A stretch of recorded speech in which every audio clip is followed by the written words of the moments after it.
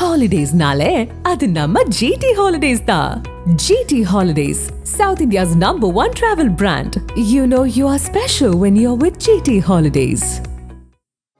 மணக்கும் மதுரை மட்டன் பிரியாணி, பஞ்சு மாதிரி பரமக்குடி பன் பரோட்டா, தொடக்கரி போண்டா, இறால் வடைய சாப்பிட பாண்டி பஜார் பசும்பொன் ரெஸ்டாரண்ட்டுக்கு வாங்க. இனி மதுரை உணவை சென்னையிலேயே ருசிக்கலாம்.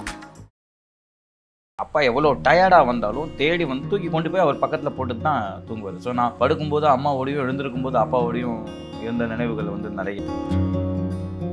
நான் எவ்வளோ வாழ்க்கையில் கஷ்டப்பட்டிருக்கேன் தெரியுமா, நான் எதெல்லாம் பார்த்து வந்திருக்கேன் தெரியுமா, உங்களுக்கு இந்த கஷ்டம் இல்லாமல் நான் வளர்த்துருக்கேனே, அப்படியெல்லாம் போட்டு டார்ச்சர் பண்ணுற அப்பா எல்லாம் கிடையாது. அது அவர் சொல்லவும் மாட்டார், சொன்னாலே கோவம் வரும் அவர். ஆனால் நிறைய பேர் இன்னும் வெளியே சொல்லாமல் நிறைய பேருக்கு ஃப்ரீயாக பண்ணி கொடுத்துருக்காரு. இல்லை, அப்பா வந்து ஃப்ரீயாக பண்ணி கொடுத்துருக்காரு, நான் இல்லைன்னு சொல்லலை. அதுக்காக அவர் பேமெண்ட்டே வாங்காம தான் எல்லாமே பண்ணாரு அப்படிங்கிறது கிடையாது. இவ்வளோ ஸ்ட்ராங்கான மனுஷன் நிறைய சிரிக்க வச்சிருக்காரு. நொறுங்கினது உண்டா, எங்கேயாவது உடஞ்சி உட்காந்தோ கடந்ததும் உண்டா? அவர் இவ்வளோ சீக்கிரம் உடையிற ஆள் கிடையாது. சினிமாவில் வந்து சொல்லுவார், அது நீ எப்படியும் வந்துடும். He was very confident. அதில் அவருக்கு இல்லை, அவருக்கு கல்யாணம் பண்ணி பார்க்கணும் அப்படின்னு சொல்லி ஒரு ஆசை. கேட்குறாங்க, என்ன சார் சிம்பிளாக பண்ணிட்டீங்க, இப்போதான் கல்யாணம் அப்படின்னு.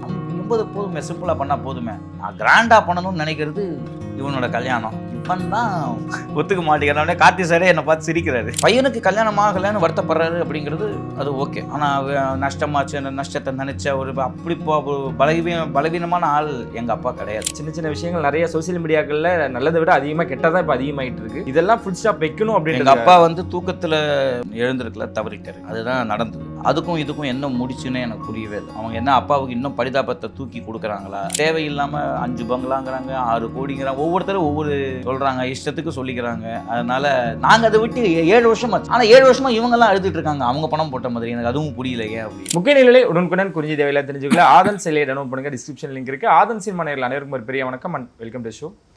இன்னைக்கு நம்ம கலைமாமணி டெல்லி கணேசர் வீட்டில் தான் இருக்கோம். நிறைய விஷயங்கள் அவர் வந்து அவருடைய இழப்பு நம்மளுக்கு எவ்வளோ ஒரு தாக்கத்தை ஏற்படுத்திக்குது. ஏன்னா தமிழ் சினிமாவே அவரோட இழப்புக்காக ரொம்ப நாங்கள் வருந்தின்னு அதுலேருந்து மேலலை. அவரை பற்றி நிறைய விஷயங்கள் பேசணும், நிறைய விஷயங்கள் தெரிஞ்சுக்கணும் அப்படின்ட்டு மகாவும் நம்ம கூட இணைஞ்சிருக்காங்க. சார் வணக்கம். அண்ணன் கூப்பிட்டுறேன். எனக்கு அப்பாவை பற்றி எங்களுக்கெல்லாம் வந்து அப்போல்லாம் சொல்லுவாங்க, இங்கே பாடுறா இப்படி தான் இருக்கணும், இந்த மாதிரி தான் நடிக்கணும், அந்த மாதிரி எங்களுக்கு வந்து எடுத்துக்காட்டாக நிறைய விஷயங்கள் சொல்லி நாங்களும் பார்த்தது உண்டு, வளர்ந்தது உண்டு. அப்போ உங்களுக்கு எப்பேற்பட்ட அப்பாவாக இருந்திருக்கு? ஸ்ட்ரிக்டா இல்லை வந்து நாங்கள் படங்களில் நிறைய கதாபாத்திரத்தில் பார்த்துருக்கோம், இந்த கதாபாத்திரம் தான் இப்போ எங்கள் வீட்டிலே இருப்பார், இல்லை இப்பேற்பட்ட அப்பாவாக எனக்கு இருந்தார் அப்படின்னா நான் அங்கேருந்து தொடங்கலான்னு நினைக்கிறேன். கண்டிப்பாக. நீங்கள் ஃபஸ்ட்டு வார்த்தை என்ன சொன்னீங்க, என்ன கேள்வி கேட்டீங்க? ஸ்ட்ரிக்டா அப்படின்னு கேட்டிங்கல்ல, பயங்கர ஸ்ட்ரிக்டாக இருந்திருக்காரு. இல்லை நீங்கள் 2 பேரும் ஃப்ரெண்ட்ஸாக தான் எங்களுக்கு தெரிஞ்சு. அது லேட்டஸ்ட் ஸ்டேஜஸ். அது அவர் அந்த வாய்ப்பையும் அவர் தான் எனக்கு கொடுத்தாரு. முதல்ல பயங்கர ஸ்ட்ரிக்டாக இருப்பார். அவர் ஷூட்டிங்லேருந்து வராருன்னா டிவி ஆஃப் பண்ணிட்டு உள்ளே ஓடிடுவோம், புக் எடுத்து வச்சு படிக்கிற மாதிரி நடிப்போம் சின்ன வயசில். ஸோ அதனால பயங்கர ஸ்ட்ரிக்ட் அவர். ஓகே.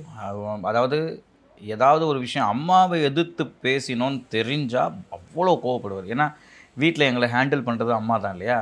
ஸோ அப்பானா பயம், அப்போ அம்மானா உனக்கு பயம் கிடையாதா, ஒரு மரியாதை கிடையாதா அப்படின்னு சொல்லிட்டு அம்மாவை எதிர்த்து பேசுகிற மாதிரி ஏதாவது நாங்கள் பேசுகிறோம்னா காதில் விழுந்துருச்சுன்னா பயங்கரமாக கோவப்படுவார். ஸோ ரொம்ப ஸ்ட்ரிக்டாக இருப்பார். ஓகே. ஆமாம். அதுக்கப்புறம் கொஞ்சம் நாள் ஆக ஆக எனக்கே அந்த சேஞ்ச் தெரியுது. கொஞ்சம் சாஃப்ட் ஆகிறாரு. ஸ்பேஸ் நம்ம சொல்கிறோம், ஸ்பேஸ் கொடுக்குறாரு. ஒரு ஒரு ஒரு பர்டிகுலர் ஏஜ்லலாம் 11th 12th படிக்கும்போதெல்லாம் நைட் ஷோலாம் பெரிய கனவு. அவர் ஊரில் இல்லாத போது தான் நைட் ஷோக்கெல்லாம் போக முடியும். அவர் ஊரில் இருந்தாலும் அதெல்லாம் முடியாது. 9:30 வீட்டில் இருக்கணும். ஓகே. என்ன நைட் ஷோ வேண்டி கிடக்கு அப்படிங்கிற ஒரு அப்பா ஒரு பீரியட் ஆஃப் டைமில், அப்போ நான் வெளியில் போகிறேன்ப்பா, சரி கரெக்டான டைம் சொல்லி எப்போ வருவேன், அவ்வளோதான், வேறு எதுவும் கிடையாது. என்னடா திடீர்னு இப்படி மாறிட்டாரு அப்படிங்கிற மாதிரி. ஸோ அவர் அதை க்ளீனாக பிளான் பண்ணி வச்சுருந்தாருன்னு நினைக்கிறேன். இது வரைக்கும் இப்படி இருக்கணும், இதுக்கு ஒரு பர்டிகுலர் வயசு ஆகிடுச்சுன்னா நம்ம அதுக்கு மேலே வந்து அவனை ப்ரெஷர் பண்ணக்கூடாது, அவனா கற்றுக்கிட்டோன்னு சொல்லி விட்டார் போல இருக்குது. அது அப்படி தான் நான் அதை பார்க்குறேன். ஸ்ட்ரிக்டையும் மீறி அன்பு செலுத்துறதா இருக்கட்டும், இந்த செல்லம் கொடுக்குறதா இருக்கட்டும், வீட்டில் அதெல்லாம் பயங்கரமாக இருக்கும். அதெல்லாம் பயங்கரமாக, அதுக்கு பஞ்சமே இல்லை. அது வேற. அதாவது கொஞ்சம் போது கொஞ்சிறது, அவர் தோளில் ஏறிலாம் விளையாடினதில்லை. பட் எப்படின்னா, எங்கள் அம்மா வந்து central government employee. Okay. So எங்கள் அம்மாவும் ஆஃபீஸ் போவாங்க, அப்பாவும் ஷூட்டிங் போயிடுவார். அப்போது ராணிக்கான்னு எங்கள் ரிலேட்டிவ், எங்கள் அப்பாவோட தாய்மாமா பொண்ணு, அவங்க தான் வந்து என்னை பார்த்துக்கிட்டாங்க, எங்கள் அக்காவெல்லாம் பார்த்துக்கிட்டாங்க. அக்கா சொல்லுவாள், ராணி அக்கா, அந்த மாதிரி நீ நைட்டு எவ்வளோ லேட்டாக வந்தாலும் அப்பா எவ்வளோ டயர்டாக வந்தாலும் தேடி வந்து ஒன்றை தூக்கி கொண்டு போய் அப்போ நான் பிறந்த குழந்தைலாம் கிடையாதான். நான் 3வது 4வது 5வது படிக்கிற பையன். அது வரைக்கும் தூக்கி கொண்டு போய் அவர் பக்கத்தில் போட்டு தான் தூங்குவார். ஸோ நான் படுக்கும்போது அம்மாவோடையும் எழுந்திருக்கும்போது அப்பாவோடையும் இருந்த நினைவுகள் வந்து நிறைய. ஸோ அந்த மாதிரி அப்பாவை கட்டி பிடிச்சி தூங்கும்போது ஒரு தைரியம் வரும். காலம்பட நமக்கு ஏதாவது ஒரு பயம்னா நம்ம ஹீரோ பக்கத்தில் இருக்காரு அப்படிங்கிற இது வரும். ஓகே. ஸோ அதுக்கெல்லாம் பஞ்சமே கிடையாது. ஏதாவது வாங்கி தரதா இருக்கட்டும் அதெல்லாம் இருக்குது. ஆனால் கோவப்பட்டேன்னா கை கால் ஆமாம் ஆமாம் ஆமாம் பயங்கரம். இல்லை கோவத்துக்கு பஞ்சமே கிடையாது அப்பாட்ட. ஆமாம். எந்த வயசு வரைக்கும் வாங்கி அடி வாங்கினது? அடி கிடையாது, அடிலாம் கிடையாது, அடியே கிடையாது. பார்வையும் வாய்ஸும் தான். ஒரு கத்தினது தான், அவ்வளோதான். மிரண்டுருவோம். ஆமாம். மேபி இந்த ஏர்ஃபோர்ஸில் அந்த இது சவுண்டு கொடுத்து பேசி அடிக்கல மாட்டார். அடித்ததே கிடையாது. அடிக்காதே ஒரு பயம். ஆமாம். ஏன்னா அவர் சொல்லுவார் அவர் நிறைய அடி வாங்கியிருக்காராம் சின்ன வயசில். So he made a point, நம்ம அடிக்கவே கூடாது குழந்தைகளை, அந்த வழியை நம்ம கொடுக்கக்கூடாது அப்படிங்கிற மாதிரி. ஆமாம். எதிர்பார்ப்புகள் அப்பா கிட்ட இருந்து நீங்கள் எதிர்பார்த்த விஷயங்கள் இது வரைக்கும் ஏதாவது ஒன்று கிடைக்கல அப்படின்றது இன்ன வரைக்கும் ஏதாவது இருக்கா? அந்த மாதிரியான விஷயம் அப்படிதான் இல்லை. சின்ன வயசில் எதிர்பார்ப்பு அப்பாட்ட திட்டு வாங்கக்கூடாது அப்படிங்கிற ஒரே எதிர்பார்ப்பு தான் இருந்துச்சு. சரி. பெருசாகும்போது தான் அவர் நமக்கு வந்து ஒரு சாய்ஸ் கொடுத்துட்டார்ல. இது வேணும்னா நீ பண்ணு, இல்லைனா என்கிட்ட if you go your way then it is highway. இல்லை என்கிட்ட ஒரு சாய்ஸ் கேட்டேன்னா நான் ஒரு ஐடியா சொல்கிறேன் அதன்படி போ அப்படிங்கிற மாதிரி he gave us a choice இல்லையா. ஸோ அதனால ஒரு பெரிய என்ன சொல்ல ஒரு எதிர்பார்த்து ஏமாந்த விஷயமோ இல்லை கிடைக்காத விஷயமோ அப்படிங்கிறதெல்லாம் ஒன்றுமே கிடையாது. ஆமாம். இன்னொன்று அவ்வளோ என்ன சொல்ல நாங்கள் அப்படியே ஒன்றுக்குள்ளே ஒன்றா ஜாலியாக இருப்போம். நான் எங்கள் அப்பா எங்கள் அம்மா கூட கொஞ்சம் ஷை டைப்பு. என் பெரியக்கா சின்னக்கா நான் அப்பாலாம் ரகல் அடிக்க ஆரம்பித்தோன்னா ஜோக்ஸ் அடித்து பேச ஆரம்பித்தோன்னா டைம் போகிறதே தெரியாது. அதனால் ஃப்ரீயாக இருக்கும்போதெல்லாம் அப்படி ஜாலியாக பேசிகிட்டு இருப்போம். ஸோ எங்களுக்குள்ளேயே ஒரு பெரிய எதிர்பார்ப்புகள்லாம் எங்களுக்குள்ளே கிடையாது. நம்ம எல்லாம் ஒன்றா உட்காந்தோமா ஜாலியாக பேசினோமா சிரித்தோமா சந்தோஷமாக இருந்தோமா அப்படிங்கிற மாதிரி தான் ஃபேமிலியாகவே நாங்கள் அப்படி இருந்தோம். சாரை மீட் பண்ணும்பொழுது நிறைய டைம் நான் என் வீட்டோட தான் ஸ்பெண்ட் பண்ணுவேன் அப்படிலாம் சொல்லியிருக்காங்க. நண்பர்கள் அப்படின்ற விஷயங்கள் வரும்பொழுது சினிமா துறையாக இருக்கட்டும் இல்லை அவருக்கு பர்சனலாக இருக்கட்டும் யாரெல்லாம் நண்பர்கள் அவர் சேர்த்து வச்சிருக்க சொத்துக்கள்? இல்லை நண்பர்கள் நிறைய பேர் இருக்காங்க அப்பாவுக்கு. பட் அதில் ஃபிலிம் ஃப்ரெட்டர்னிட்டிஸ் அப்படிங்கிறது வந்து அவங்களும் ஃப்ரெண்ட்ஸ் தான். பட் அடிக்கடி வீட்டுக்கு வந்தோ இல்லை ஒரு ஈவினிங் ஒன்றா ஸ்பெண்ட் பண்ணுறதோ அப்படிங்கிறது வந்து அது கொஞ்சம் லிமிட்டடாக இருக்கும். அவர் அந்த அதெல்லாமே வந்து எப்படின்னா இப்போ அப்பாவுக்கு வந்து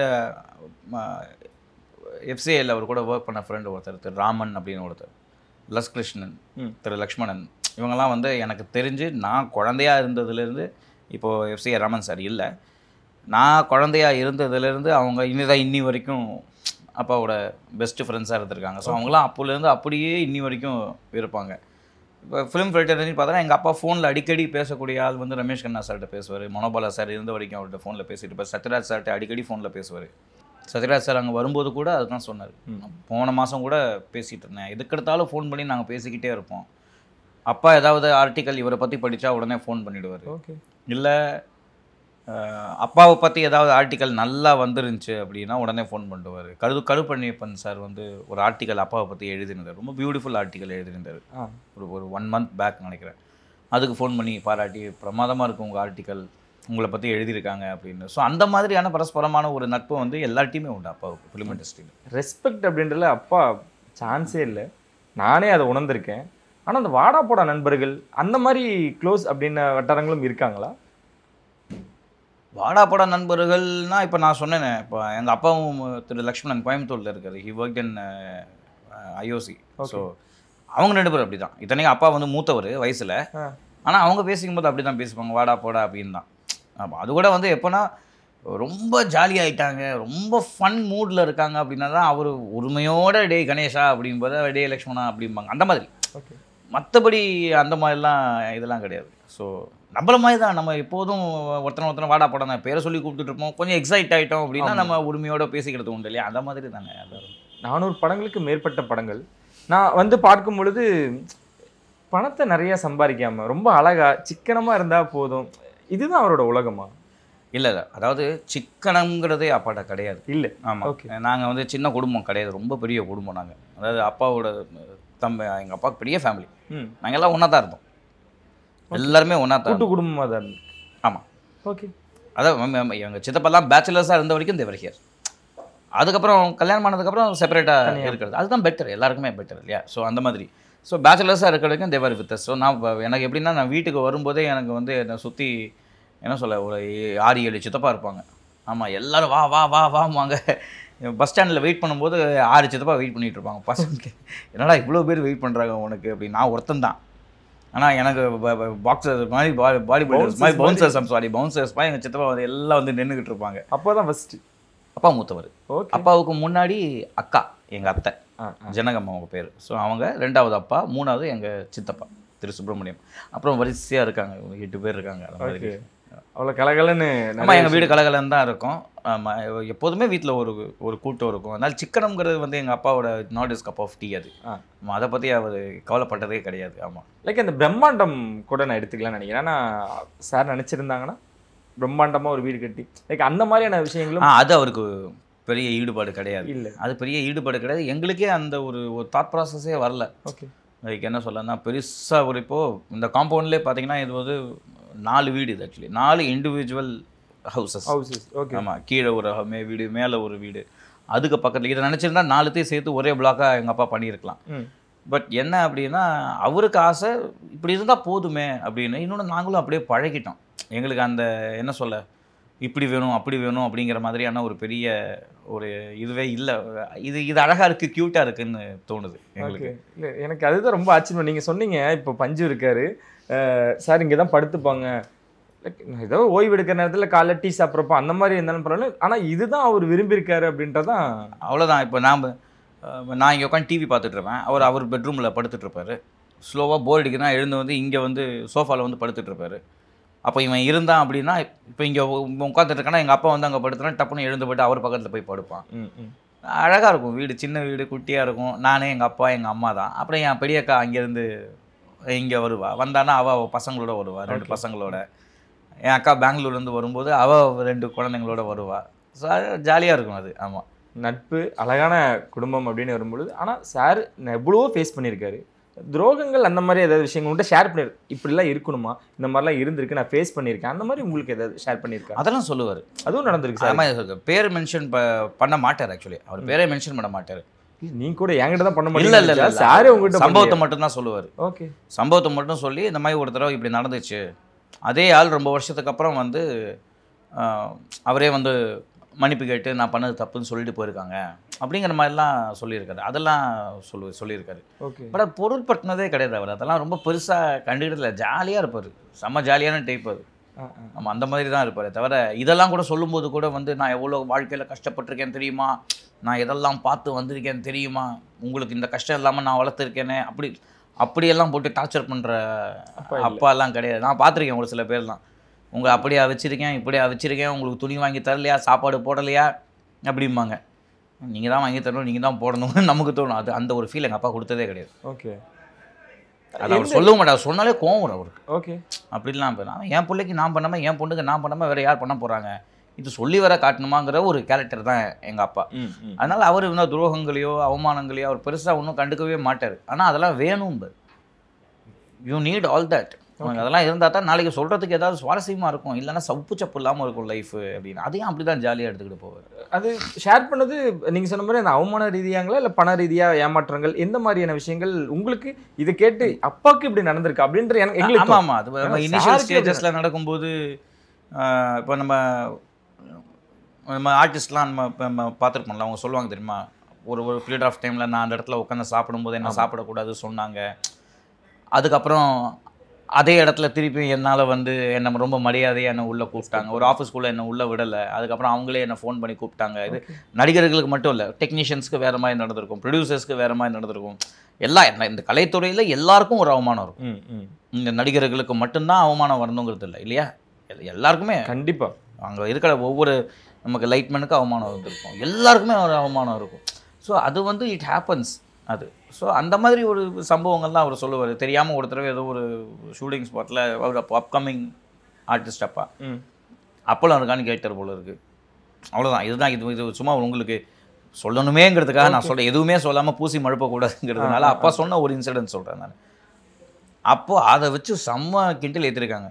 ஏய் அப்பளம் கேட்குறாருடா அப்படின்னு. உடனே இன்னொருத்தர் அவர் அப்பளம் கேட்குறாருடா, கண்டினியூஸாக அப்பளம் கேட்குறா சொல்லிக்கிட்டே இருந்திருக்காங்களே தான், அது வரவே இல்லை போல இருக்குது. ஓகே, அது ரொம்ப ஒரு மாதிரி இது சப்ப மேட்ரு, இது ஒரு அப்பளம், இதுக்கு ஏன் இவ்வளோ இது பண்ணுறாங்க, நான் என்ன தப்பாக கேட்டுட்டேன் அப்படிங்கிற மாதிரி. அதுக்கப்புறம் அவருக்கு சாப்பிடவே தோணல, வேண்டாம், ஆனால் வேஸ்ட் பண்ணக்கூடாதுன்னு மனசில் இருக்குது, எழுந்து போயிட்டாரப்பா. இது வந்து ரொம்ப சப்ப மேட்ரு. இது நான் சொல்கிறேன், இந்த மாதிரி இதில் ஆரம்பித்து இன்னும் நிறைய நடந்திருக்கும். அந்த மாதிரி லெசன்ஸும் உங்களுக்கு எடுத்திருக்காங்க, சொல்லியிருக்காரு, சொல்லி இதெல்லாம் நடக்கும், நீ அதெல்லாம் வந்து இப்படி தட்டினோம் அவ்வளோதான் அப்படின்னு சொல்லியிருக்காரு. ஏன்னா இந்த ஃபீல்டுக்கு நம்ம வரப்போகிறோங்கும் போது அதெல்லாம் நடக்கும். நீ ஏதோ ஒரு எதிர்பார்ப்பில் இருப்ப, அப்படி டப்புன்னு உன்னை லெஃப்ட் ஹேண்டில் டீல் பண்ணி ஒரு இடத்துல ஓரமாக நிற்க வைப்பாங்க, அப்போல்லாம் நீ அதெல்லாம் கவலையே படக்கூடாது. அதுதான் சொல்லுவார், கவலையே படாது, கடைச்ச ரோலில் ஒழுங்காக பண்ணு. ஸோ அதுதான் அவர் சொல்லியிருக்காரு. அவர் ஆரம்ப காலகட்டத்தில் ஃபேஸ் பண்ணதை நிறைய ஷேர் பண்ணியிருப்பார். ஆனால் அப்கமிங் ஸ்டார்ஸ், டிரெக்டர்ஸ், ஆக்டர்ஸ், சின்ன சின்ன ஆட்களுக்கும் வாங்க என்ன வேணும் உங்களுக்கு நான் பண்ணித்தரேன், எப்படி சார் அது? ஏன்னா யாராக இருந்தாலும் ஒரு பேமெண்ட்டில் இப்போ சார் அவருடைய எக்ஸ்பீரியன்ஸுக்கு இவ்வளோ தான் என்னோடய பட்ஜெட், சின்ன ஷார்ட் ஃபிலிமாக இருந்தாலும் சரி, பெரிய படமாக இருந்தாலும் சரி, கேமியோவாக இருந்தாலும் இவ்வளோ தான் டிமாண்ட் பண்ணுவோம். அப்படிலாம் ஸ்ட்ரிக்டாக இருந்தவங்கள இன்ன வரைக்கும் நான் பார்த்துருக்கேன். நான் எக்ஸாம்பிளுக்கு சொல்கிறேன் மணிகண்டன் அப்படின்ட்டு. ஆனால் நிறைய பேர் இன்னும் வெளியே சொல்லாமல் நிறைய பேருக்கு ஃப்ரீயாக பண்ணி கொடுத்துருக்காரு. பாதி உன்னால் எவ்வளோ முடியும்? இல்லை, அப்பா வந்து ஃப்ரீயாக பண்ணி கொடுத்துருக்காரு, நான் இல்லைன்னு சொல்லலை. அதுக்காக அவர் பேமெண்ட்டே வாங்காமல் தான் எல்லாமே பண்ணார் அப்படிங்கிறது கிடையாது. சரி. ஆனால் என்ன அப்படின்னா, மணிகண்டன் வந்து ஃப்ரீயாக எங்கள் அப்பாட்ட ஒர்க் வாங்கலை, ஹி பெய்ட் மை ஃபாதர். என்னன்னா அவருக்கு ஒரு எவ்வளவு என்ன சொல்ல, அவரால் எவ்வளோ முடியுமோ அதை வந்து இது பண்ணுற மாதிரி தான் அப்பா வந்து இது பண்ணார். சினிமாவில் வாங்குற பேமெண்ட்டை கண்டிப்பாக ஒரு ஷார்ட் ஃபிலிம் மேக்கர்கிட்ட வாங்க முடியாது. But at the same time நான் அப்பாட்ட கேட்டிருக்கேன், எதுக்குப்பா நீங்கள் வந்து இந்த பேமெண்ட் வாங்குறதுக்கு மணிகண்டன் படத்தில் சொல்ல, நான் நிறைய ஷார்ட் ஃபிலிம்ஸ் பண்ணும்போது கேட்டிருப்பேன், இந்த அமௌண்ட்டு நீங்கள் ஃபஸ்ட்டு எதுக்கு வாங்குறீங்க, இது வாங்குறதுனால உங்களுக்கு ஏதாவது லாபம் இருக்கா? லாபம்னா நான் கேட்குறது ஃபினான்ஷியல் லாபம். அது வாங்காமலே இருக்கலாமேனா நோ, அவங்களுக்கு ஒரு கமிட்மெண்ட் வேணும் பாரு. அப்படி கமிட்மெண்ட் இல்லாமல் பண்ணக்கூடாது. அதாவது இந்த ஃப்ரீயாக எதுவும் கிடைக்கக்கூடாதுன்னு போகல. ஓகே, அது ஒரு கமிட்மெண்ட்டு தான் அவங்களுக்கு. அட்லீஸ்ட் அதுக்காகவாது அவன் பயந்து ஒழுங்காக வேலை செய்வான். அதான் வந்துட்டாரு அப்படிங்கிற ஒரு மனநிலைமை ஆட்டோமேட்டிக்காக வந்துடக்கூடாது. ஸோ அதுக்கு ஒரு கமிட்மெண்ட் வேணும். ஸோ அதுதான் சொல்லுவாங்க, ரெஸ்பான்சிபிலிட்டி இல்லையா அது. அந்த மாதிரி நம்ம ஒரு பணம் இன்வெஸ்ட் பண்ணுறோங்கும் போது நமக்கு இன்னும் அதில் அக்கறை ஜாஸ்தியாக இருக்கும். ஸோ அந்த மாதிரி சொல்லுவார். ஸோ அந்த ஒரு you should feel responsible for what you are doing. அதுக்காகத்தான். அண்ட் நத்திங் கம்ஸ் ஃபார் ஃப்ரீங்கிறத அந்த ஷார்ட் ஃபிலிம் மேக்கர் இப்போவே கற்றுக்கிட்டுமே பாரு. ஓகே, நத்திங் கம்ஸ் ஃபார் ஃப்ரீங்கிறத and don't do anything for free. உன் திறமை உனக்கு அதில் இருக்குன்னா அதை ஃப்ரீயாக பண்ணாத. அதுக்காக நான் என்னோட அந்த சினிமா சம்பளத்தை வாங்கணும்னு அவசியம் கிடையாது. So let him feel responsible. அது அவன் இப்போவே கற்றுக்கட்டும், இதுவும் கற்றுக்கட்டும். இப்போ பேரம் பேசுகிறாங்கல்ல, இது அது வந்து ரொம்ப நல்ல இதும்பாங்க. ஏன்னா அந்த ஒரு டேரக்டர் வந்து அவரோட ஒரு விஷயம் சாதிக்கணுங்கிறதுக்காக எவ்வளோ பேர்கிட்ட போய் ஒரு புதுமுக டேரக்டர் வந்து பேசுவாங்க தெரியுமா? சார் எனக்காக பண்ணி கொடுங்க சார், ப்ளீஸ் சார் அப்படின்னு. அந்த கன்விக்ஷன் இருக்குல்ல, நான் ஒரு விஷயத்தை அடையணும் அப்படிங்கிறது, அது எங்கள் அப்பாவுக்கு ரொம்ப பிடிக்கும். அதுக்காக அவர் பண்ணுவார். சிறப்பு. அவர் ஒரு படம் டைரக்ட் பண்ணணும், அது எப்படியாவது வெளியில் மக்களுக்கு நான் யாருங்கிறத காட்டணுங்கிறதுக்காக அந்த பையன் வந்து அவ்வளோ தவிக்கிறான். போய் திருப்பியும் கதையை சொல்கிறத விட பட்ஜெட்டை பற்றியே பேசி, சார் நமக்காக பண்ணி கொடுங்க சார், கொஞ்சம் இதில் அட்ஜஸ்ட் பண்ணிக்கோங்க சார், என்கிட்ட இவ்வளோ தான் சார் பட்ஜெட் இருக்குது, அதில் மீதி எல்லாத்தையும் வந்து நான் வந்து நல்ல கேமரா யூஸ் பண்ணுறேன் சார் அப்படி இப்படின்னு சொல்லும்போது அந்த கிளாரிட்டி கிடைக்கும் அப்பாவுக்கு. அப்பா பையன் நல்லா இது பண்ணுறேன். அப்படி தான் ஹீ ஒர்க்ஸ் வித் யங் பிளட்ஸ் அந்த மாதிரி. சூப்பர். அதனால தான், ஏன்னா இந்த கேட்டு முன்னாடி நிற்கிறவங்க நிறைய பேருக்கு விதை போட்டிருக்காரு அப்பா அப்படின்னே சொல்லலாம். இவ்வளோ ஸ்ட்ராங்கான மனுஷன், நிறைய சிரிக்க வச்சிருக்காரு. டென்ஷனான பதட்டமான இடத்தையும் ரொம்ப அழகாக சுவாரஸ்யமாக கொண்டு போவார். நொறுங்கினது உண்டா? எங்கேயாவது உடஞ்சி உட்காந்தோ அந்த மாதிரியான விஷயங்கள் கடந்ததும் உண்டா அவரும்? இல்லைங்க, அவரோட அப்பா தவறும்போது கூட அவர் இது பண்ணல. ஆக்சுவலி இருவர் நேரம்னு முன்னாடி ஒரு comedy, it's a political comedy show. அது முன்னாடி ஒரு சேனலில் நடக்கும். அது full and full outright jokes தான் அதில் கிராக் பண்ணிகிட்டு இருக்கணும். ஸோ அவருக்கு நியூஸ் வந்துருச்சு இந்த மாதிரி அவரோட அப்பா தவறிட்டார் அப்படின்னு. பட் அன்றைக்கி வந்து இருந்தால் ஒரு 3 எபிசோட் முடிக்கணும். ஓகே, அவர் நினச்சா கிளம்பி உடனே போயிருக்கலாம். ஆனால் அவர் போகலை, இருந்து அந்த 3 எபிசோடையும் முடிச்சுட்டு அதுக்கப்புறம் அடுத்த நாள் மார்னிங் தூத்துக்குடிக்கு வந்துட்டு ஃப்ளைட்டில் வந்து அங்கேருந்து ஹீ கேம் டு எங்கள் சொந்த ஊர் வல்லநாடு. ஸோ அந்த மாதிரி அவ்வளோ சீக்கிரம் உடையிற ஆள் கிடையாது அவர். அப்படி அந்த மாதிரிலாம் ரொம்ப வந்து உடஞ்சி போய் இப்படி ஆயிடுச்சு அப்படிங்கிற மாதிரி ஒரு இதுவே இல்லை. வருத்தம் இருக்கும், வருத்தம் எல்லாருக்குமே இருக்கும். அப்படி இல்லாத ஒரு ஆளே கிடையாது. கல் நெஞ்சக்காரராக அவர் இல்லை, அப்படி கிடையாது. பட் உடஞ்சி உட்காந்த ஆள் அவர் கிடையாது, அது எனக்கு தெரியும். எவ்வளோ வந்தாலும் நீங்கள் சொன்ன மாதிரி லெஃப்ட் ஹேண்ட் இப்படி போ. ஆமாம் வரும், அது தெரியும் அவருக்கு வரும். ஐயோ என்னடா இப்படி நடந்துருச்சு, இப்போ என்ன பண்ணலாம் அடுத்ததுன்னு யோசிச்சு சரி பார்த்துக்கலாம் வா, அந்த பார்த்துக்கலாம் வாங்கிற அந்த ஒரு ஆட்டிடியூடு அவர்கிட்ட எப்போதுமே உண்டு. ஓகே, பார்ப்போம், அடுத்தது பார்ப்போம், முயற்சி பண்ணுவோம், என்ன கிடைக்காமலா போயிடும் அப்படிங்கிற ஒரு நம்பிக்கை அவருக்கு எப்போதுமே உண்டு. ஃபேமிலிக்கு நான் இதை பண்ணணும் அப்படின்னு ஏதாவது உங்ககிட்டயோ அம்மாகிட்டயோ டிஸ்கஸ் பண்ணது உண்டா? இதை மட்டும் பண்ணிடணுமா? இப்போ நான் அவருக்கு இப்போ என்னோட கல்யாணம் பண்ணணும் அப்படிங்கிறது நானே கேட்கலான்னு இருந்தேன். அதுதான் இப்போ அப்பாவும் சொல்லியிருக்காரு அது மட்டும். நானும் அப்போ எனக்கும் அப்பாவுக்கும் அதுதான் பேச்சு. இப்போ ரீசெண்ட் டைம்ஸில் அவர் எனக்கும் அவருக்கும் இதே தான் பேச்சு. லைக் அவர் ஒன்று சொல்லுவார், நான் ஒன்று சொல்லுவேன். நான் ஒரு செட் ஆஃப் ஐடியாஸ் வச்சுருப்பேன். அப்பா நான் இதெல்லாம் கொஞ்சம் கம்ப்ளீட் பண்ணிக்கிறேன்ப்பா, அதுக்கப்புறம் நான் கல்யாணம் பண்ணுறேன், டே வயசாகுதுடா நீ பண்ணுறா, நீ ஏன்டா தள்ளி போடுற அப்படிம்பாரு. இல்லைப்பா நான் தானேப்பா வாழணும், அப்போ என்னோட இதில் விட்டுருங்களேன்ப்பா அப்படின்னா, இல்லை நான் உன் கல்யாணத்தை பார்க்க வேண்டாமா. அது அந்த மாதிரி வெளியில் போகும்போது படுத்துறான், கல்யாணமே பண்ணிக்க மாட்டேங்கிறான், ஏதோ ரூல்ஸ் வச்சுக்கிட்டு இருக்கான் அப்படின்னு சொல்கிறது உண்டு. கண்டிப்பாக ஏதாவது ஃப்ரெண்ட்ஸை பார்த்தா அவர் சொல்லுவார். ஆனால் அம்மாட்ட அதுக்கப்புறம் வந்து சொல்லிட்டு அவன் சரி அவன் போக்கில் விட்டுருவோம், அவன் தானே வாழ போகிறான், நம்ம அவசரத்துக்கு எதுக்கு அவன் கல்யாணம் பண்ணிக்கிறோம். ஸோ அப்படியும் சொல்லுவார். ஸோ மேபி ரீசெண்ட் டைம்ஸில் அது ஒரு இது, because he had no problem in என்ன சொல்ல சினிமாவில் வந்து அவருக்கு வந்து சொல்லுவார், அது நீ எப்படியும் வந்துடுவேன்னா like he was very confident. அதில் அவருக்கு இல்லை, அவருக்கு கல்யாணம் பண்ணி பார்க்கணும் அப்படின்னு சொல்லி ஒரு ஆசை இருந்தது. ஓகே, ஆமாம். அது எப்படி பண்ணணும்லாம் ஷேர் பண்ணியிருக்காரா? அதையும் சொல்லியிருக்காரா? அதாவது உங்களுக்கு இங்கேயே கேட் ஓப்பன் ஆகலை, ஏன்னா நீங்கள் அங்கே கேட் போட்டீங்க. ஆமாம், நாம் போட்டுருக்கேன். இல்லை ஆக்சுவலி வந்து நடிகர் சங்கத்திலேருந்து அப்பாவுக்கு வந்து வாழ்நாள் சாதனையாளர் விருது கொடுத்துருந்தாங்க. அதை கொடுக்க போகிறோன்னு சொல்கிறதுக்கு வந்து கார்த்தி சார், அதுக்கப்புறம் நாசர் சார் வந்திருந்தார், பூச்சி முருகன் சார் வந்திருந்தார், எல்லாருமே அங்கேருந்து வந்திருந்தாங்க, செயற்குழு மெம்பர்ஸ்லாம் வந்திருந்தாங்க. அப்போ வரும்போது அப்போ வந்து எங்கள் அப்பாவுக்கு 80ஆம் கல்யாணம் முடிஞ்சாச்சு. இப்போ முடியும் போது கேட்குறாங்க, என்ன சார் சிம்பிளாக பண்ணிட்டீங்க 80ஆம் கல்யாணம் அப்படின்னு. அப்போது இவர் சிங் அப்போது கார்த்தி சார் உட்காந்துக்கிட்டு இருக்காரு. அப்போ சொன்ன உடனே நம்ம 80 போதுமே, சிம்பிளாக பண்ணால் போதுமே, நான் கிராண்டாக பண்ணணும்னு நினைக்கிறது இவனோட கல்யாணம், இவன் தான் ஒத்துக்க மாட்டேங்கிறனே. கார்த்தி சாரே என்னை பார்த்து சிரிக்கிறாரு. நான் சொல்லிட்டு இல்லை பண்ணலாம்ப்பா, வெயிட் பண்ணுங்கப்பா, இந்த டாப்பிக்கை இப்போ இங்கே கொண்டு வராதிங்க அப்படிங்கிற, நடிகர் சங்கத்தோட இதில் இது கொண்டு வரீங்க அப்படின்னு. ஓகே, ஸோ அதனால் he had plans to do it, கொஞ்சம் நல்லபடியாக பண்ணணும்னு எல்லாரோட இதுபடியும். ஆமாம், ஸோ அதில் கொஞ்சம் ஐடியாலஜிக்கல் டிஃப்ரென்ஸ் இருந்ததுனால ஆமாம், it didn't happen that way. Okay, இப்போ தோணுதா உங்களுக்கு பண்ணியிருந்துருக்கலாமோ அப்படின்னு இப்போ தோணுதா? இல்லை அந்த ஸ்பேஸ் அப்பா எனக்கு கொடுத்துருக்காருங்கிற நம்பிக்கை தான் எனக்கு இருக்குது. மேபி அவர் வெளியில் போய் வருத்தப்பட்டிருக்கலாம். அதுவும் இப்போது மற்றவங்க சொல்கிற மாதிரி அப்படியே வருத்தத்துலேயே மூழ்கி யோசித்து ஒரு ஓரமாக உட்காந்து அப்படியெல்லாம் இல்லை. கண்டிப்பாக இப்போது நாளைக்கு அவர் இன்னொரு ஃப்ரெண்டுக்கிட்ட சொல்ல மாட்டாரா, என்னப்பா எனக்கு ஆசையாக இருக்குது, உன் பையன் கல்யாணம் அடிச்சு நீ பார்த்துட்டே எனக்கு பார்க்கணும் அப்படிங்கிறது. பட் அதே நேரத்தில் I believe he also new, சரி இதுதான் அவனோட சாய்ஸ் தான் முக்கியம். லைக் அவன் ஒரு முடிவு எடுத்திருக்கான், அவன் தான் வாழ போகிறான், நம்ம வாழ்ந்தாச்சு, இனிமேல் அவன் தான் வாழணும் அப்படிங்கிற ஒரு ஸ்பேஸ் அவரை எனக்கு கொடுத்தார். அது எனக்கு நல்லா தெரியும். பிகாஸ் இல்லைனா எங்கள் வீடு இவ்வளோ சாந்தமாகவும் சுமூகமாகவும் போகாது. அப்படி டெய்லியும் ஏதாவது ஆர்கியூமெண்ட் வரும், நீ ஏன் அவன்கிட்ட பேச மாட்டேங்கிறன்னு அம்மாவை போட்டு நோண்டணும், அம்மா வந்து ஏன்டா படுத்துறேன்னு அக்காட்ட சொல்லி அக்கா வீட்டுக்கு வந்து அந்த மாதிரி ஒரு ப்ராப்ளம் எங்கள் வீட்டில் கிடையாது. இல்லையா? அந்த மாதிரிலாம் கிடையாது. சொல்கிறப்ப இருக்கு. நோ நோ நோ நோ அந்த மாதிரிலாம் ஒன்றுமே கிடையாது. அதுதான் நான் சொல்கிறேன்ல, it was much easy life தான். ஒன்றும் போட்டு அப்படியே கழுத்தை நெரிச்சு எல்லாத்துலேயும் போட்டு இப்படி தான் பண்ணணும், அதுதான் நடக்கணும் அப்படிங்கிற மாதிரிலாம் கிடையவே கிடையாது. இப்போ ஸோ ரிலாக்ஸ்ட். ஓகே, ஆமாம், அவர் வந்து ஒரு நாளைக்கு ஒரு தடவை 2 தடவை கேட்பார். அப்புறம் கிட்டத்தட்ட ஒரு 3 மாதம் அதை பற்றி பேசவே மாட்டார். அப்புறம் திருப்பியும் யாராவது ஃபோன் பண்ணி அப்பாட்ட வந்து என்ன பையனுக்கு எதாவது வரன்னு பார்க்குறீங்களா அப்படின்னா, எங்கே அவன் என்னவோ நான் இதை பண்ணிட்டு தான் கல்யாணம் பண்ணிப்பேன், அதை பண்ணிட்டு தான் கல்யாணம் பண்ணிப்பேன்னு என்னவோ சொல்லிக்கிட்டு இருக்கான்னு சொல்லிட்டு ஞாபகம் வந்துடும். உடனே திருப்பி என்கிட்டக்க வந்து சரி இப்போ என்ன முடிவு பண்ணியிருக்கேன், எனக்கு ஏதாவது ஒரு டைம் லிமிட் வைக்கும்போது சரி ஒரு 6 months அப்படிமே. நான் ஆக்சுவலி நான் அவர்கிட்ட இப்போ கேட்டது 6 months. ஓகே, 6 மாதம். அது ஏப்ரல் வரைக்கும் டைம் கேட்டிருக்கேன். ஆக்சுவலி இந்த நெக்ஸ்ட் 2025 ஏப்ரல் தான் நான் அவர்கிட்ட சொன்னது. அப்போ 25 ஏப்ரல் வரைக்கும் என்னை விட்டுருங்க, அதுக்கப்புறம் நீங்கள் எந்த பொண்ணு கொண்டு வரீங்களோ எனக்கு ஓகே நோ ப்ராப்ளம், பட் அது வரைக்கும் ஐ நீட் மை டைம் அப்படின்னு சொல்லி நான் சொல்லியிருந்தேன்.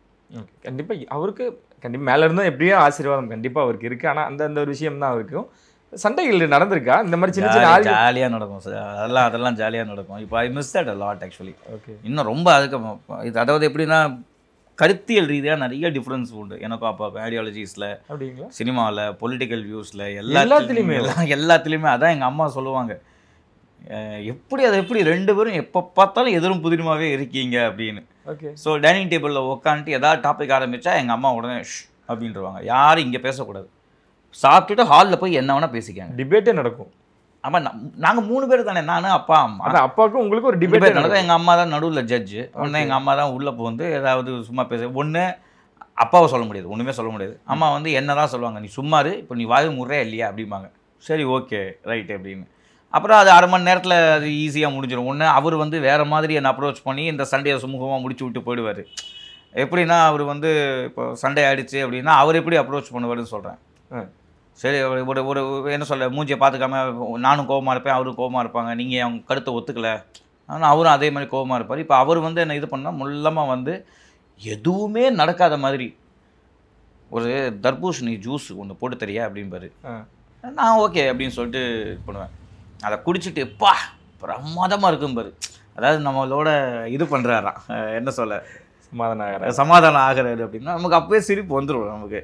அப்புறம் நானும் என்ன பண்ணுவேன், டப்புன்னு எதுவுமே நடக்காது, சண்டையா நமக்குள்ளையான்னு அப்படியே அவ்வளோதான், ஏதோ டாபிக் ஆரம்பிக்கும், பேசுவோம் ஜாலியாக, இன்றைக்கி நைட் என்ன சமைக்கலாம் சொல்லு அப்படிங்க, அந்த மாதிரி வீடு போயிட்டுருக்கும். அப்படி அந்த மாதிரி தான் போகும். ரொம்ப ரொம்ப சீரியஸான ஃபைட்டு, பயங்கரமான ஃபைட்டுலாம் இல்லை. இந்த மாதிரி ஒரு ஆர்குமெண்ட் வரும், அது எப்போவாது ஒரு 4 மந்த்ஸ் கொடுத்தாலும் வரும், ஏதாவது ஒரு டாப்பிக்கில் வரும். எனக்கு ஏதோ ஒரு டாபிக் எடுத்து எனக்கு இது பிடிக்கலான்னு பாரு, நான் அதில் என்ன தப்பு, அப்படி தான் நடக்கும். ஆமாம், இப்போ இப்படி இந்த மாதிரி ஒரு ஆர்குமெண்ட் ஆரம்பிக்கும் இல்லையா. ஸோ அந்த மாதிரி. ஆனால் ஒரு நாள் தடுத்ததே கிடையாது அவர். அதை பற்றி என்ன சொல்ல, வெளியில் போய் பேசியோ அந்த மாதிரிலாம் வந்து பண்ணதே கிடையாது. ஹி என்ஜாய்ஸ் தட், அவருக்கு வேணும் அது. அதனால் ஒரு சின்ன பேக்கேஜ் தான். நாங்கள் 3 பேர் அப்படிங்கிறதுனால, அக்காலாம் இருக்கா பக்கத்தில் இருக்காங்க, பட் 24 hours நாங்கள் தானே இருக்கோம், நான் அப்பா அம்மா மட்டும்தானே இருந்தோம். ஸோ அதனால் வந்து நிறைய time we used to spend. அதிகமாக ஸ்பெண்ட் பண்ணுறது இங்கே தானே, இல்லை வெளியே லாங் டிரைவ்? நோ, வீட்டுக்குள்ளே தான், இந்த இந்த இந்த இந்த வீட்டுக்குள்ளே தான். இதுதான் உலகம். ஆமாம், இதுதான் உலகம். இந்த கொஸ்டினை எப்படி நீங்கள் எடுத்துக்கிறீங்கன்னு தெரியல. ஏன்னா செலிபிரிட்டிஸோட குழந்தைகளா மகளாவோ இருக்கும் பொழுது இதை கண்டிப்பாக வைப்பாங்க. உங்களால் அவருக்கு ஒரு மன உளைச்சல் ஆச்சா? இந்த மாதிரியான கொஸ்டின்ஸ் வைக்கும் பொழுது படம் ரீசெண்டாக ஒரு படம் கூட கொஞ்ச நாளைக்கு முன்னாடி எடுக்கிறப்போ அதுலேயும் கொஞ்சம் லாஸ் அப்படின்ற விஷயங்கள்லாம், அது என்ன தெளிவுனே இன்னும் தெரியாமல் அது விமர்சனமாக இருக்கட்டும். இப்போது இந்த இன்சிடென்ட் வச்சு நிறைய பேர் அது பேசும் பொழுது நம்ம மூவ் ஆன் ஆகி போவோம் அப்படின்னு நினைக்கிறப்பையும் இதெல்லாம் ஒரு சின்ன ஒரு தடைக்கல் மாதிரி. எனக்கு ரொம்ப சந்தோஷம் என்ன அப்படின்னா, நான் நிறைய பேர்கிட்ட இது வரைக்கும் இப்போது உங்களையும் சேர்த்து இன்னும் பல பேருக்கு நான் வந்து இப்போ இன்டர்வியூ கொடுக்க போகிறேன். எனக்கு ரொம்ப சந்தோஷமே என்னன்னா, ஃபோன் பண்ணவங்க எல்லாருமே ஆக்சுவலி இந்த டாப்பிக்கை தான் வந்து அவங்களே வந்து கேட்குறாங்க. ஏன் இப்படி இப்படி ஒரு சம்பவம் நடந்திருக்கு, ஏன் திருப்பி இதையே சொல்லிக்கிட்டு இருக்காங்க, அதோட உண்மைத்தன்மை என்ன அப்படிங்கிறது தெரியாமல் பேசுகிறாங்களா, தெரிஞ்சு பேசுகிறாங்களா என்ன அப்படின்னு. ஸோ நான் ஃபீல் பண்ணது தான் நீங்களும் ஃபீல் பண்ணியிருக்கீங்கும் போது எனக்கு அதில் ஒரு பெரிய ஒரு சந்தோஷம், அதில் டவுட்டே இல்லை. ஆமாம். ஸோ அதனால் வந்து அது செலிபிரிட்டி பசங்களாக இருக்கணுங்கிற அவசியமே கிடையாது. ஒரு பேங்க் ஆஃபீஸர் பையனுக்கும் அது நடக்கலாம். அவர் ஏதாவது முயற்சி பண்ணியிருக்கலாம், அது அவர் ஒரு பிஸ்னஸ் ஆரம்பிச்சார், பிஸ்னஸ் லாஸ் ஆகிருக்குன்னு என்ன சொல்ல போகிறாங்க. ஓகே. ஸோ இது செலிபிரிட்டின்னு இல்லை, சினிமா தொழில்னு இல்லை, நீங்கள் எந்த துறையில் ஒரு அப்பாவுக்கும் பையனுக்கும் வந்து அப்பாவுக்கு பையன் மேலே கவலை இருக்கும், பையனுக்கு சீக்கிரமாக சாதித்து அப்பாவை பெருமைப்படுத்தணும் அப்படிங்கிற ஒரு ஆசை இருக்கும். அது எந்த ஃபீல்டாக வேணால் இருக்கலாம் இல்லையா. நான் அதான் கேட்டேன், இப்போ நான் ஒரு ஐடி எம்ப்ளாயாக இருந்தால் ஒரு ப்ரமோஷனுக்கு எங்கள் அப்பா ஆசைப்பட மாட்டாரா? அந்த மாதிரி தான் அது. ஸோ அந்த படம் நாங்கள் 2016 அந்த படம் ரிலீஸ் ஆச்சு. எங்களுக்கு ஒழுங்காக திரையரங்கு பெருசாக கிடைக்கல, ஷோஸ் ஒழுங்காக கிடைக்கல. ஸோ ஆஸ் யூஷுவல் ஒரு எனி புது திரைப்படங்களுக்கு இருக்கக்கூடிய அதே நிலைமை தான் எங்களுக்கும் அப்போது நடந்துச்சு. அப்போது எங்கள் அப்பா வந்து ப்ரொடியூசர் கவுன்சிலில் வந்து இந்த குரூப் வச்சுருப்பாங்கல்ல, ஒரு 10 பேர் வாட்ஸ்அப் குரூப் இருக்கும், 10 பேர் ஒரு குரூப்பில் இருப்பாங்க, 15 பேர் இன்னொரு குரூப்பில் இருப்பாங்க. அந்த மாதிரி ஒரு குரூப்பில் நம்ம எல்லோரும் சேர்ந்து ஒரு மீட்டிங் போட்டு ஒரு முடிவு என்னவோ அந்த மாதிரி ஏதோ யாரோ ஒருத்தர் டைப் பண்ணியிருக்காரு. அப்போ பார்த்து கரெக்டாக எங்கள் படம் வந்து தியேட்டரை விட்டு தூக்கிட்டாங்க ஒரு 4-5 நாளில். அப்போது அதுக்கு எங்கள் அப்பா பதிவிட்டிருந்தார், இந்த மாதிரி ஏன்ப்பா ஒரு 3 கோடி ரூபா கொடுத்து ஒரு படம் எடுக்கிறேன், அதை வந்து உப்மா படம்னு சொல்கிறீங்க, தியேட்டர் தர மாட்டேங்கிறீங்க, இப்படி இருக்கும்போது புது படங்களுக்கு நம்ம எப்படி கொண்டு போய் சேர்க்கணும் அப்படிங்கிறத பற்றின ஒரு ஒரு ஒரு தாட் ப்ராசஸ் எதுவுமே இல்லை. 3 கோடி ரூபா போட்டு அதுக்கு ரிட்டர்ன்ஸ் 3 லட்ச ரூபா ஒருத்தருக்கு வந்துச்சுன்னா அவன் திருப்பி எப்படி அடுத்த மீட்டிங்கில் வந்து உட்காருவான்? Because what's the point? Correct. எங்களுக்கு ஏதாவது ஒரு பாத்து இருக்குது சம்பாதிக்கிறதுக்கு, இப்படி ஒரு வழிகள் இருக்குதுன்னு சின்ன படங்களுக்கு, எஸ்பெஷலி ஃபார் சின்ன படங்களுக்கு ஒரு இது இருந்தால் பரவாயில்ல. எதுவுமே நடக்க மாட்டேங்குதுன்னா அப்போ எங்கள் அப்பா ஒரு வருத்தத்தில் சொன்னார், இந்த மாதிரி எதுவுமே நடக்கலைன்னா அப்புறம் நான் எதுக்கு வரணும் அப்படிங்கிறது. இதில் இவ்வளோ பேசுனதில் அந்த 3 கோடியும் 3 லட்சத்தையும் நஷ்டத்தையும் மட்டும் எடுத்துக்கிட்டால் நம்ம ஒன்றும் பண்ண முடியாது. இந்த ரீடிங் இன் பிட்வீன் லைன்ஸும்பாங்க. எனக்கு தேவையான வார்த்தைகளை மட்டும் எடுத்துக்கிட்டு நான் ஒரு கதை ஃபார்ம் பண்ணுறது இருக்கு இல்லையா, அந்த மாதிரி. ஸோ அதுதான் நடந்தது. And it happened about 7 years back, 7 வருஷம் முன்னாடி நடந்த சம்பவம் அது. அதனால் அது எதுக்கு இப்போ திருப்பி கொண்டு வராங்க, இன்னும் எவ்வளோ வருஷத்துக்கு இதை பேசிகிட்டு இருக்க போகிறாங்க அப்படிங்கிறதும் தெரியல. எங்கள் அப்பாலாம் அதை விட்டுட்டு அவர் அடுத்து மூவ் ஆன் பண்ணி போயாச்சு. அதுக்கப்புறம் நான் சக்கரான்னு ஒரு படம் பண்ணிட்டேன். அப்புறம் விக்ரமில் RKFIல பண்ணியிருந்தேன். இப்போ போகும் இடம் வெகு தூரம் இல்லை. அமேசான் ப்ரைமில் இப்போ ஒரு வெப் சீரிஸ் போயிட்டுருக்கு. ஹாட்ஸ்டாரில் பண்ணி முடிச்சாச்சு. நாங்கள் வி கெப்ட் மூவிங்.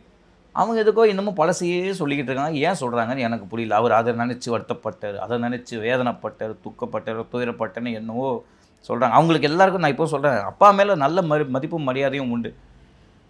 பையனுக்கு கல்யாணம் ஆகலைன்னு வருத்தப்படுறாரு அப்படிங்கிறது அது ஓகே. ஆனால் நஷ்டமாச்சு, நஷ்டத்தை நினச்ச ஒரு அப்படி பலவீனமான ஆள் எங்கள் அப்பா கிடையாது. ஆக்சுவலி அவர் எப்போவோ அதெல்லாம் தூக்கி போட்டு அடுத்து என்ன பண்ணும் பாடுறா அப்படின்னு சொல்லிட்டு அவர் பாதையில் போயிட்டுருக்காரு, நான் என்னோட இதில் போயிட்டுருக்கேன். ஸோ அந்த மாதிரி தான் இதில் எனக்கு தெரியல அவங்க ஏன் இன்னும் எவ்வளோ வருஷம் இதையே சொல்லிட்டு இருக்க போகிறாங்க அப்படின்னு தெரியல. இன்னும் அடுத்த வருஷமும் சொல்லுவாங்களான்னு தெரியல. இப்போ நம்ம ஒரு நினைவஞ்சலி மாதிரி நடத்தினேன்னா அந்த படம் மட்டும் நீங்கள் எடுக்கலைன்னா ஏதாவது சொல்லுவாங்களான்னு தெரியல எனக்கு. நான் இதை உடைக்கணும் அப்படின்றதுக்காக தான் இல்லை வாஸ்தவம் எனக்கே போர் அடிச்சு போச்சு. எங்களுக்கு தெரியும் என்ன நடந்தது, என்ன நடக்குது அப்படின்றது நம்மளுக்கு தெரியும்.